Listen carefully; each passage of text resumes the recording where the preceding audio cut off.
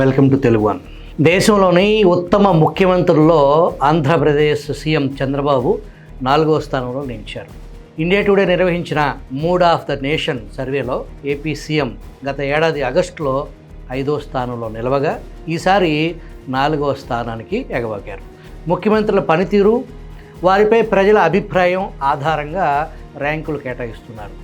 ఈ ఏడాది జనవరిలో నిర్వహించిన సర్వే ఫలితాలు ఇండియా టుడే గ్రూప్ తాజా సర్వేలో మొదటి స్థానంలో ఉత్తరప్రదేశ్ సీఎం యోగి ఆదిత్యనాథ్ నిలవగా 2, 3 స్థానాల్లో పశ్చిమ బెంగాల్ సీఎం మమతా బెనర్జీ, తమిళనాడు సీఎం స్టాలిన్ నిలిచారు. 2024 ఆగస్టులో సర్వే నిర్వహించే నాటికి సీఎంగా చంద్రబాబు బాధ్యతలు తీసుకుని కేవలం నెల రోజులు కూడా పూర్తి చేసుకోలేదు. కానీ ఎన్నికల్లో ఘన విజయం సాధించడం ద్వారా దేశవ్యాప్తంగా చంద్రబాబు ప్రతిష్ట గణనీయంగా పెరిగింది.